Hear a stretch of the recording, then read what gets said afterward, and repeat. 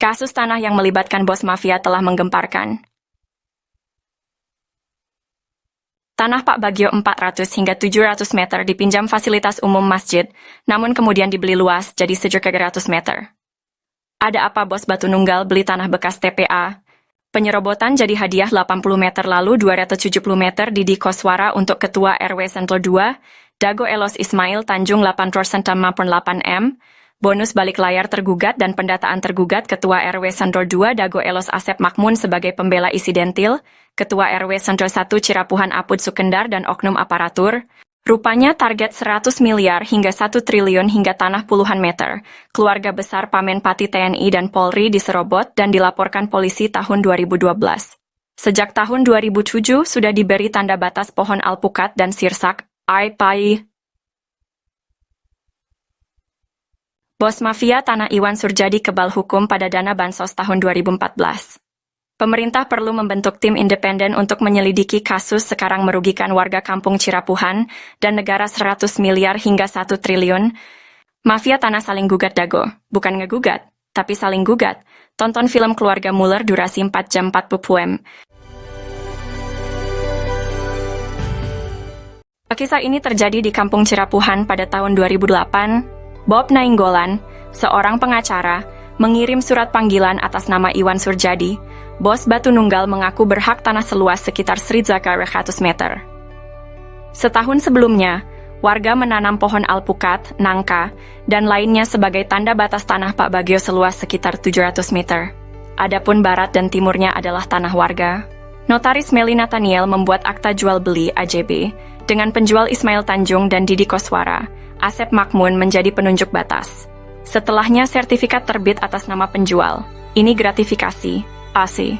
Kemudian hari, Iwan Surjadi ternyata hanya seorang mafia tanah saling gugat. Ia memberi hadiah untuk oknum aparatur, juga Didi Koswara, Ismail Tanjung, Asep Makmun dan rekan sebagai pendata calon tergugat dan tergugat. Sertifikat tanah atas nama penjual muncul setelah AJB dibuat. Kesaksian dari Pak Ada, Paman Asep Makmun, Pak Unus, dan Pak Slamet juga mendukung hal ini. Menunjukkan Asep Makmun, Apud Sukendar, dan jaringan mafia telah berdusta. Lalu memberi peran Didi Koswara seolah tokoh tuan tanah pribumi sebagai tergugat.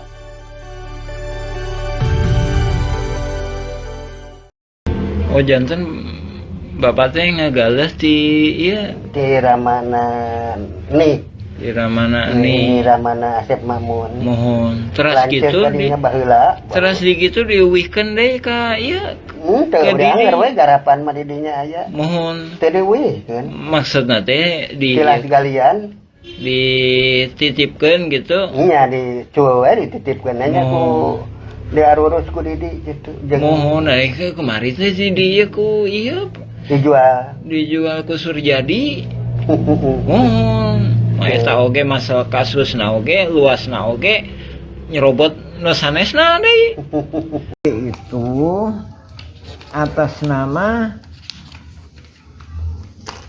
pembelinya itu Iwan Surjadi, penjualnya Ismail Tanjung. Sertifikatnya harusnya atas nama siapa? Ismail kalau penjual. Pembeli kan? Kalau jadi kalau pindah tangan ke pembeli berarti jadi Iwan Surjadi ya harusnya ya. Iya. Tapi ini kenyataannya setelah dibuatin AJB itu udah dikasih hadiah berarti. Ini kan atas nama ini kan penjualnya, pembelinya Iwan Surjadi. Pada tahun 2002, 2008, dan 2012, terjadi beberapa kasus penyerobotan lahan. Kasus ini melibatkan banyak pihak dan sertifikat tanah yang dipertanyakan keabsahannya. Bukti penyerobotan lahan melibatkan nama-nama seperti Iwan Surjadi, Didi Koswara, dan Ismail Tanjung. Juga Asep Makmun, Apus de Sukendar. Bukti peta sertifikat atas nama Rosid dan Triono berasal dari Rahman Hadi Saputra, keluarga Ewong binti Nawisan. Ada juga sertifikat atas nama Diman Adikarta bin Neh Emeh dan Eti serta Acik dari keluarga Neh Eyong. Kesaksian dari Pak Ada alias Suhanda, pamannya Asep Makmun, dan Didi Koswara menyatakan bahwa tanah tersebut bukan tanah adat, tapi tilas galian pasir artinya Aigendom. Pak Slamet juga menyatakan bahwa Ahya, Didi Koswara, dan Asep Makmun adalah pendatang dan tidak punya tanah adat. EJB dibuat oleh notaris Meli Nathaniel, namun sertifikatnya atas nama penjual, bukan pembeli. Diduga kuat Iwan Surjadi adalah oligarki mafia tanah saling gugat tahun 2016. Maka, sertifikat atas nama Didi Koswara dan Ismail Tanjung atau Iwan Surjadi seluas 81,6,8 meter dan 270 meter tidak sah. Wakaf masjid seluas sekitar 100 meter perlu ditinjau. Dan dukungan Ustadz Diki Sulaiman Sarjana Pendidikan perlu diperiksa. Oknum tokoh masyarakat, oknum aparatur diduga kuat mendukung gratifikasi. Yat. Alhamdulillah surat balasan sudah diterima warga kampung Cirapuhan. Surat balasan datang dari BPN Pusat dan juga dari Kesekretariatan DPR RI Pusat Komisi 2. Kini atau nanti kitalah yang harus berjuang untuk mengungkap skenario jaringan mafia.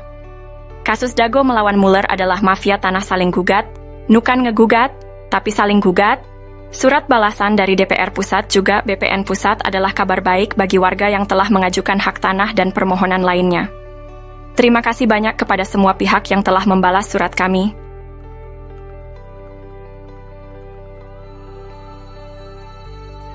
Kami sangat menghargai perhatian, respons yang diberikan. Dan selanjutnya, untuk yang telah menerima surat kami, ditunggu balasannya. Untuk info sengketa lahan Dago, ini adalah masalah mafia tanah yang saling gugat.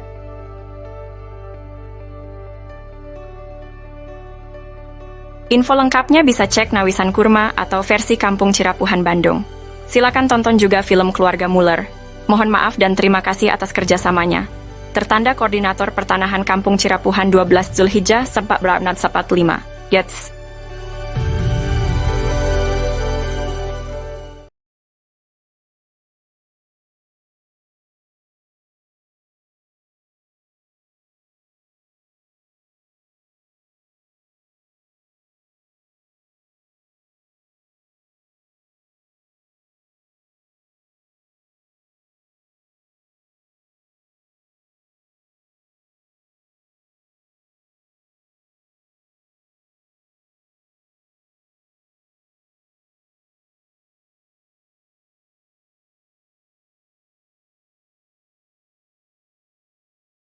Sejarah dimulai sekitar tahun 1850. Kampung Cirapuhan asal kata Cipanyepuhan, yang berarti besi tempah, tempat tinggal para petani, atau pekerja pembangunan rel kereta di Bandung Purwakarta, atau Bandung ke Garut. Cipanyepuhan meliputi Dago Pakar, Dago Jati, Cigadung, Dago Biru, dan Curug Dago. Setelah membuat gua Belanda, pada tahun 1918 atau 1923, kolonial Belanda bernama Simongan menduduki Bukit Dago dan membangun pabrik di Terminal Dago, membuat surat Eigendom 3740 dan 3741. Keluarga besar Nawisan menduduki lahan Cirapuhan Timur, sekarang Cipaheut, Kabupaten Bandung, Cirapuhan Barat, sekarang Cirapuhan, Kota Bandung, dan Sawargi depan Terminal Dago. Nama anak putri Nawisan dan menantu Nawisan, Neh Okoh nikah dengan Hasim. Anak cucu dari keluarga inilah yang menaungi Ahya, tapi dibalas dengan penyerobotan lahan oleh anak Ahya. Ahya bapaknya Asep Makmun, Ahya mertua Didi Koswara. Ne Eyong nikah dengan Mardasih, Ne Ewung nikah Karmita alias Kartasasmita, Ne Emeh nikah dengan Adikarta. Simongan secara sepihak membuat Eigendom Verponding 37442 dan 64447 di Kampung Cirapuhan, Kota Bandung. Ini tidak sah karena pribumi lebih dulu menduduki lahan tersebut, bukti dengan adanya makam Nawisan dan anak-anaknya. Silahkan pemerintah tinjau lokasi, informasi lebih lanjut bagian lanjutan. Anda dapat menjelajahi juga versi Kampung Cirapuhan atau Nawisan Kurma.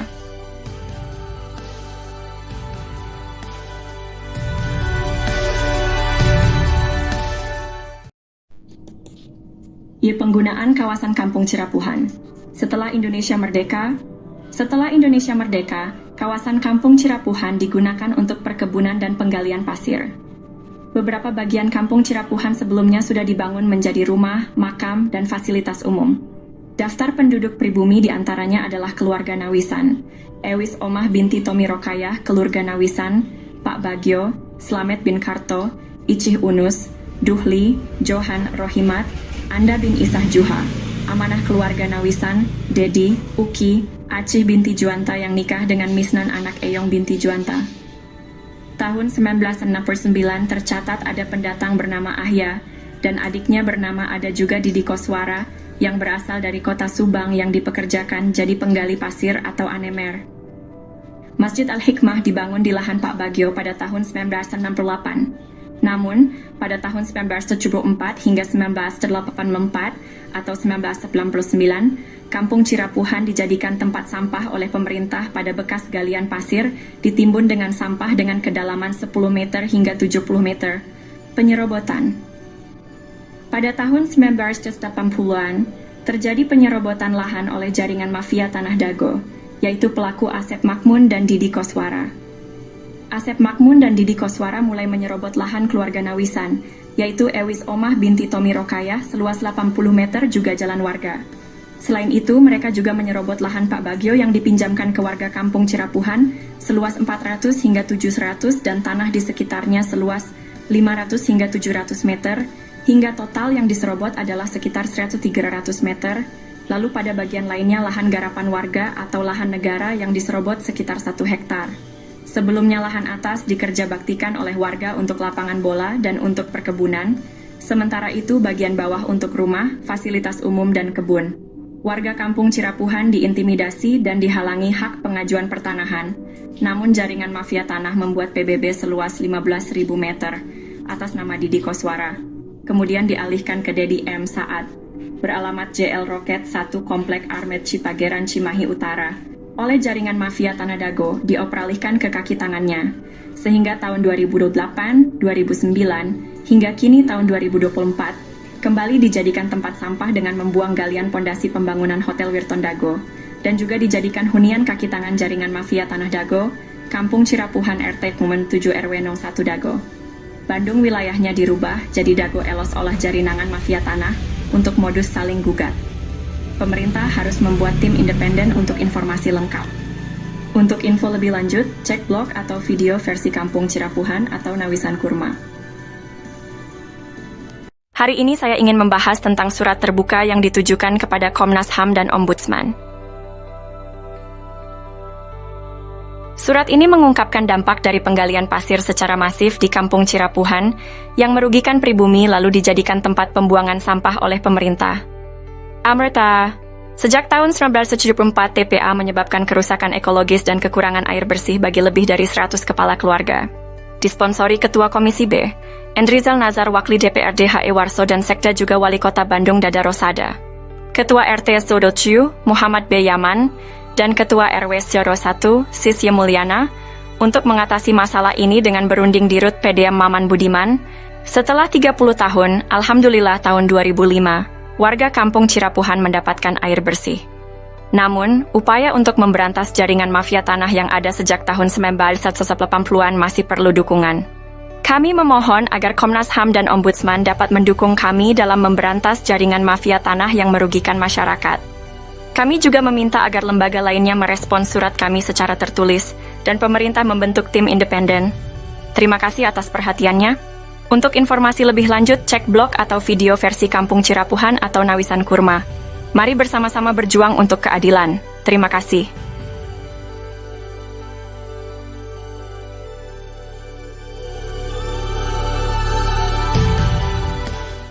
Halo semuanya, kita akan membahas mengapa mafia tanah beraksi di Cirapuhan. Asep Makmun dan Didi Koswara coba konfirmasikan siapa bapak dan kakeknya, bagaimana riwayat datang ke Cirapuhan.